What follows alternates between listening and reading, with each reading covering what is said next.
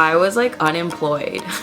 I was fun employed. People don't wear heels out, so fight me. It's all about balance. Just because I'm saying that living in New York is hard doesn't mean that I don't love living here. You clicked on this video because you romanticize about one day moving to New York City. And you're pretty smart because you like to do your research on things you should know before you move to New York City. That's super clutch because in this video, I'm gonna share with you 5 things I wish I knew before I moved to New York City, and this is part 3. Hello you guys, my name is Joy and I live in New York City. On this channel, we help millennials build wealth so they can live life on their terms.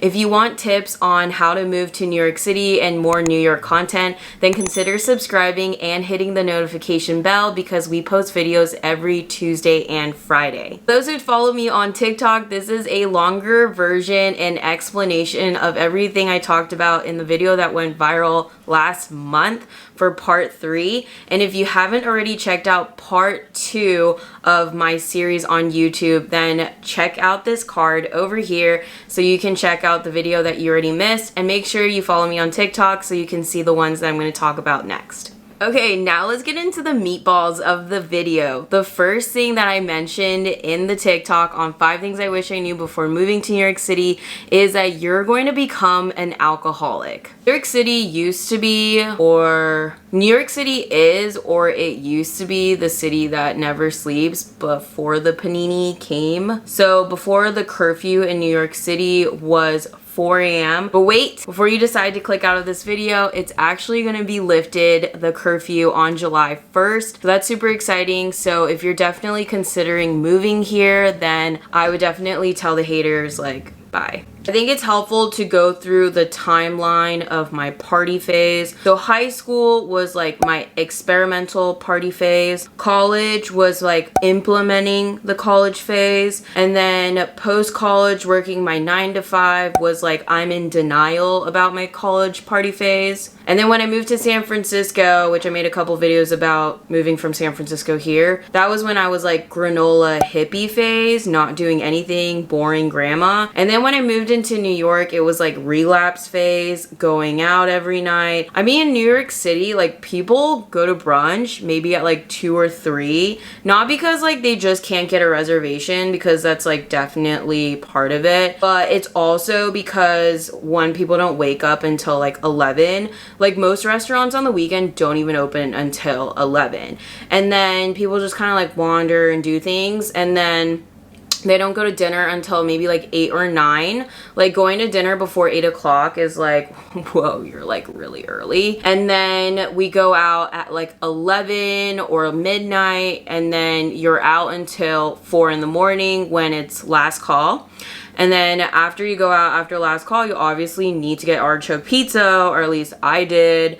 So then I was like probably home when the sun was rising over the East River, and I was like, what am I doing with my life? Okay, I changed the lighting because it was like kind of dark. Also, it's just kind of like a social city. Like one thing is there's a lot of people here that are in sales. They're actually like proud that they're in sales. Like if you're in finance, you're in sales. If you work in Wall Street, you're in sales. You work in like real estate, you're in sales. A lot of people are in sales, and people that are in sales drink a lot. So like it's just really easy to go out. Like people want to go to happy hour. You go out, you do outdoor dining, which is like basically the thing now. And it's like the roses are out, the flowers are out, the rosé just sounded like a good idea. So yes, you can definitely find other things to do in New York besides drinking. I'm not saying that I have a drinking problem, or maybe I'm in denial. I actually don't drink that much now because of the panini, because of that, and also because I'm old and it hurts when I drink that much. So yeah, you can definitely come here. Just know your balance, know your moderation, don't get out of control, and make sure, you know, it's all about balance. Okay, I got a soda stream here and I love it. Second thing that I posted here, which got so much hate, is I said that people don't wear heels out. And I don't know the girls that are saying I lived in New York my whole life, like which borough you're from. But this is in reference to people who live in Manhattan. So females that live in Manhattan, Or, you know, if you're a brother that likes to wear heels, this is for the people that live in Manhattan. People in Manhattan do not wear heels out. Yeah, they wear heels out if they're going door to door to a nice restaurant or to a event or an area where you would need to wear heels. But for the most part, I don't see people wearing heels. So don't come for me in the comments, but I would love for you to snap a photo and send it to me in my DMs of a bunch of girls wearing heels out, because when I'm on the subway, when I'm walking on the avenues, I don't see girls wearing heels out, because I really don't. And let me tell you why. So when you watch TV shows, I think when you watch Sex and the City and you see Carrie Bradshaw like walking out of her stoop with her Manolos on, you think girls like wear heels here, or like maybe you grew up watching Gossip Girl. I did all of that, right? Guilty. I've been there. But people don't wear heels out. Like, they just don't wear heels out. And think about it. Maybe back in the day when men would wear full-blown suits to go to work, like in the 80s and the 90s, more people dressed up back in the day. Yeah, women probably wore like a dress and heels. But nowadays, fashion is all about like hype fashion and like sweats. Like, even like when you look at designers like Balenciaga, I can't say the name, Balenciaga, Bodega, I'm not going to pronounce it right. It's all about like comfy sweats, like sweatsuits. So when people are out, they're naturally going to like dress down a little bit. And also, New Yorkers walk everywhere. They ride the subway or they're riding a bike. So if you're doing all three of those, it's not going to be really practical for you to be wearing your 4-inch Steve Maddens. And it's definitely not going to be practical wearing those red bottoms if you still even wear red bottoms, because your red bottoms are going to get scuffed on the freaking stone steps. Because especially downtown in the older streets, a lot of it is like cobblestone streets. So a lot of your shoes are going to get really worn down. I mean, they're going to get worn down in general just because it's New York and you walk everywhere. So I pretty much don't invest on like really expensive shoes. One, because I just think investing in designer shoes is really dumb, because they're just gonna get ruined. And if you need to go somewhere and you need to be dressed up, like maybe your work is like more dressed up attire, then what girls do is they wear sneakers and they keep a pair of heels at their desk. Like when I worked at Equinox, it was expected for us to all dress up. So I had a pair of black heels at my desk and I would just change when I get there. I think a great pair of shoes, this isn't sponsored or anything, but I think a great pair of shoes for you to invest in during the winter time, and this is year round, are a pair of Doc Martens. I get white ones, and these are the ones that are not patent leather, and they go with everything. You can dress them up, you can dress them down, you can wear them at day, you can wear them at night, and they're also great for the snow because they have this like rubber sole. I also have a pair of white Supergas. These are the platform ones, so they're a little lifted. They're kind of like harder to walk in because they're platforms, and these were kind of in style like back in the day, but I think like any pair of white shoes are good. Like in California we wore white Vans and Converse. If you want to do that, go ahead. Or here they have Keds. I know a lot of basic girls buy those like $800 worn in Golden Goose sneakers, which is like so basic. Don't do that. / I'm just kind of jealous, and if you guys want to send me a pair, here's my Instagram. People don't wear heels out, so fight me if you don't believe me. Send me a picture. I don't believe you. Okay, the next thing I wrote, number 3, was most places only take cash. So I'm your big sister in this video. I know you guys watch my videos because you're like wanting to move here. Yes, you need to always have cash in your purse, in your wallet, wherever you're going. You just need to have some cash. And I'm giving you this tip if you want to be sophisticated and have a good taste palette. You're not someone who goes to like chain restaurants or eats in Midtown, okay? We are like elevated coins in this coinmunity, all right? We do not go to shitty restaurants. You need to carry cash with you. I withdraw $200. That's my weekly budget for the weekend every Friday, and I carry it around. And the reason why is because New York City has a lot of mom and pop local restaurants. That's what makes this city so unique and amazing. And if you want to eat really well, then you're gonna need to pay cash. If you want a really good nail salon experience, you're probably gonna have to pay cash. If you want to get your eyebrows waxed or anything done really well, you're gonna have to pay cash, all right? So, like, I know people are gonna say, oh my god, Joy, like, New York City's a city, and like, even the subway takes Apple Pay. like, yes, I get it. It's a city. It's the capital of United States, like unofficial capital of the United States. And you can use your card at most places. But again, we are the community. We are going to eat well. So you're going to need to carry cash. And if you can't relate to this, I guess you've never gone out really late and gone in a sandwich at Katz Deli in Lower East Side. I'm assuming you've never gone to brunch at Tartine or Bonbury. I don't know if I pronounced that right. And I'm also assuming that you've never gone to a burger at Corner Bistro or gone to Chinatown and gone in groceries and had dim sum. Don't even get me started on the East Village and all those great local shops over there. So I'm just saying, if you want a good local experience, not a basic girl who goes to Times Square experience, then you're going to want to carry cash around. I mean, even my cab driver is like, hey, can you pay in cash? Because he doesn't have to pay the service fee. Like, we're all trying to make it here. We're all trying to save a buck. So help a sister out. And if you want to collect points, then that's fine. You can go to a place to collect points and then support your local mom and pop shop. All right. Number 4. I had a lot of girls in the comments on TikTok loving this. So I'm going to teach you younger girls how to get stuff for free. Because number 4 is, if you live in New York City and you're a girl, you can get a lot of things for free.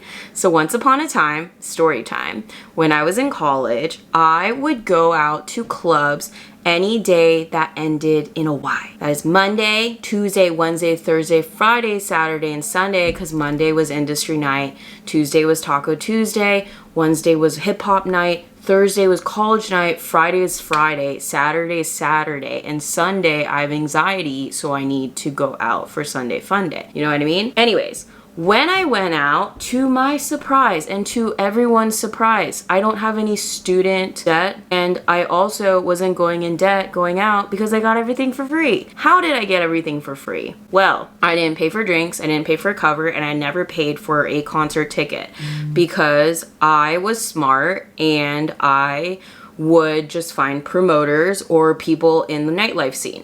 So when you live in New York City before the Panini, and remember the Panini is going to end on May 17th for outdoor and May 31st indoor for bars. Like, you don't have to wear the mask, so like, don't worry, everyone can see the lip filler that you did over the Panini.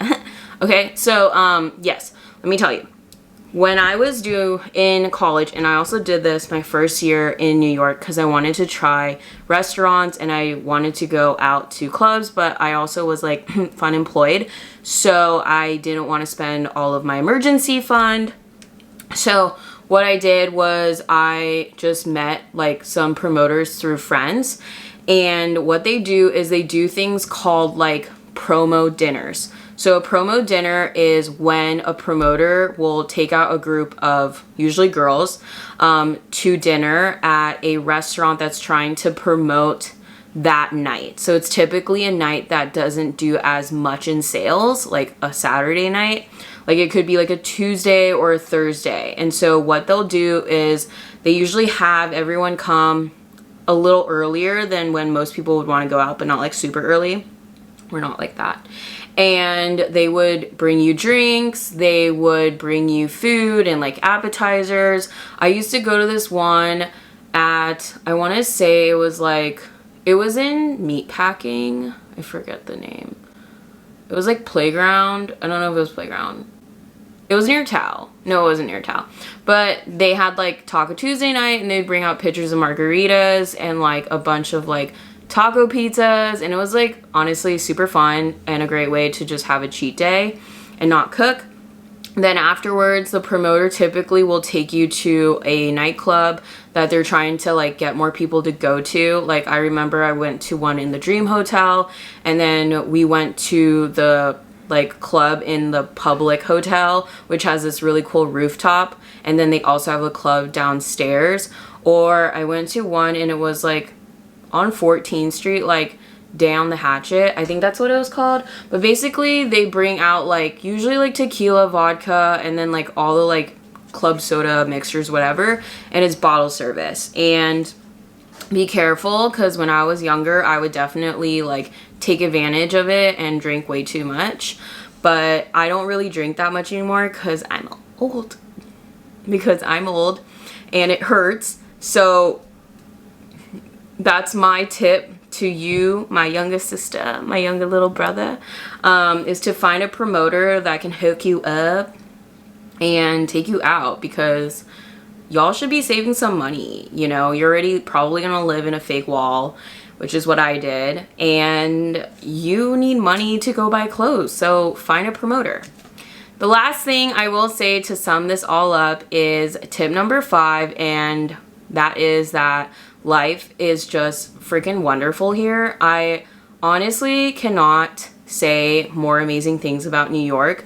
Yes, there are days where like I am miserable here because it's either too hot or too cold, or I feel squished.